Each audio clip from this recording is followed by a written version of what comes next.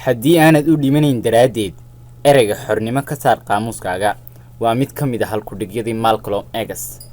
kulanti wanaagsan daawadaha qiimiga badan oo ku soo dhawaada muuqaalkeena maanta oo aynu ku lafaguri doono halyeygii muslimka ahaa ee Malcolm X. Alxaaji Malik Shabazz Malcolm X waxa uu ahaa hogaamiye haldoor xornimadoon geesi aftahannimo ku xeel dheer. waxa uu dhashay 19 February 1925. Malcolm X waxa uu la kulmay dhibaatooyin badan waxaana ka mid ahaa koox lagu magacaabi jiray Ku Klux Klan. waxay ahayd koox qarsoodi ah oo laga aasaasay koonfurta Mareykanka 1966 taas oo u dhisnayd tirtirka iyo la dagaalanka ololaha jamhuuriga ah ee xuquuq simida dadka madowga iyo dadka cadaanka ah. Klan waxay ahaayeen koox aad uga soo horjeeda in qofka madowga ay la xuquuq noqdo qofka cadaanka ah. kooxdani waxay hanjabaad badan u geysteen Malcolm X aabihi Arar. sidoo kale waxay kooxdani burburiyeen daaqada iyo qaybo ka mid ah gurigooda. intaa kadib aabaha Malcolm X waxa uu go'aansaday inay ka wareegaan magaaladan ay degan yihiin una wareegaan magaalada East Lansing.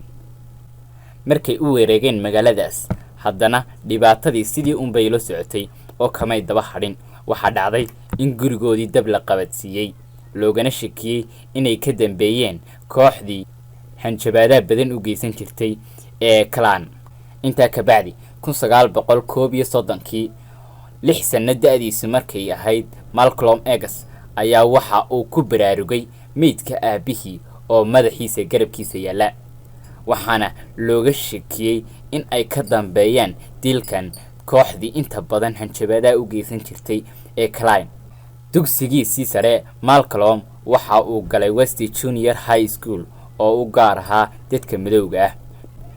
maalmaha kamida ayaa uu macalinkiisii iskuulku waxa uu weydiiyay Malcolm X waxa uu doonayo inuu noqdo mustaqbalka. kabacdi waxa uu Malcolm ku jawaabay garyaqaan. macalinkii ayaa waxa uu weydiiyay sidoo kale maxaad u qorsheysan weyday inaad noqoto nijaar, taas oo ka dhigan adigu ma istaashid inaad ku noolaashid nolol fiican. sidaasna waxa uu lahaa macalinku cunsurinimo iyo midabta koor. hadalkaas macalinka ayaa loo aaneeyaa sababta uga tagay Malcolm X waxbarashadiisa.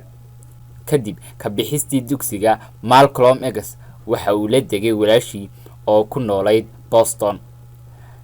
shaqooyin door ah buu halkaa ka qabtay Boston waxaana ka mid ahaa kabacsaynta. kolkii dambe dadka mukhaadaraadka ka shaqeeya buu ka mid noqday. aakhirkiina waa la xidhay waxaana lagu xukumay 10 sano oo xadhiga. 6 sano oo uu xabsiga ku jiray kadib waxa la sheegaa in iskadi maskaxeed iyo mid ruuxiba ku dhacay Malcolm X sababtoo oo ahayd akhrinta buugaag door ah oo uu isku dhaafin jiray waqtiga uu maxbuuska ku ahaa iyo dad muslima oo kula kulmay xabsiga.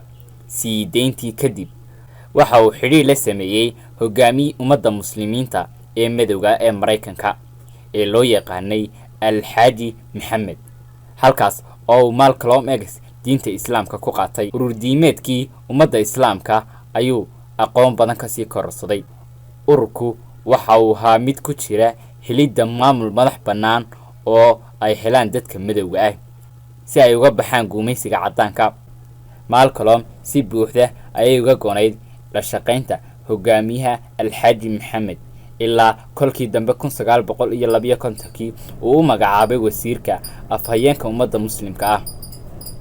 tirada xubnaha muslimiinta ee ururka ummadda muslimka ah kolkii xilka loo dhiibay 1952 Malcolm X waxay ahayd tiradoodu 400 oo kaliya halka 1960 ay gaadheen 30,000 oo xubnood iyadoo loo sababtiriyo dadaalada uu Malcolm X u galay faafinta iyo xoojinta islaamka.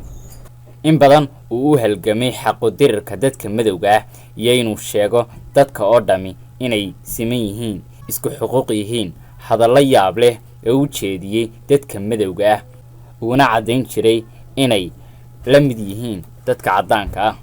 khudbadihiisii ugu caansanaa waxaa ka mid ahaa ujeedadeenu waa xornimo buuxda, cadaalad iyo sinaan lagu helo si kasta oo suurtagal ah.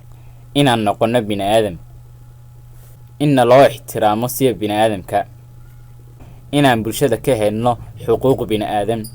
dhulkan maanta waxaynu maskaxdayna ku haynaa jiritaan si walba oo ay suurtagal ku tahay.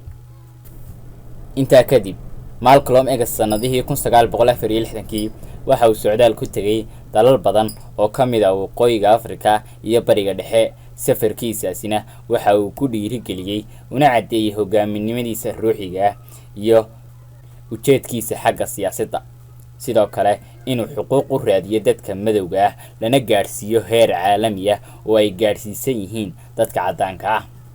isla 1964 buu sidoo kale aaday Maka kuna soo gutay waajibkiisa xajka, halkaas oo markii ugu horreysay uu tagay ahayd uguna dambeysay. xaajigu waxa uu halkaas kula kulmay dad tiro badan oo aad u kala duwan, waxaana uu ku soo arkay meesha dad kala midab duwan oo haddana walaala. markii uu soo gutay kana soo laabtay xajka, waxa uu la soo noqday magac cusub oo ah Alxaaji Almalik Ashabaas Malcolm X. khudbadihiisa xaajiga waxa aad u xoojin jirtay codkarnimadiisa, aftahnimada uu ku astaysnaa, waxaana ka mid ahaa ereyadii uu ku caanbaxay: mayhi caadifi mana riyoonayo, waxaan ahay nin madow oo jecel nabadda iyo cadaaladda, waan jecelahay dadkayga, waxa aan aaminsanahay in diinta islaamku tahay diinta ugu fiican. Maraykanku waa inuu fahmaa islaamka, waayo waa diinta keliya ee tirtiraysa midabta koorka. inahaasuna waa ereyadii ugu macaanaa ee uu ka jeediyey khudbadaas. haddaba cawayskii 21 February sanadkii 1965 Malcolm X isagoo hadal ka jeedinaya Manhattan, 3 nin oo qoryo ku hubaysan baa isagoo fagaaraha taagan xabad ku furay. 16 xabadood oo ay kula dhawaadeen ayaa ay ku shaandheeyeen, halkaasoo dhaawiciisu aanu dhakhtarkaba gaadhin. waxaana halkaa ku geeriyooday halyeygii muslimka ahaa ee Malcolm X. da'diisu waxay ahayd xilligaa uu geeriyooday 39 jir.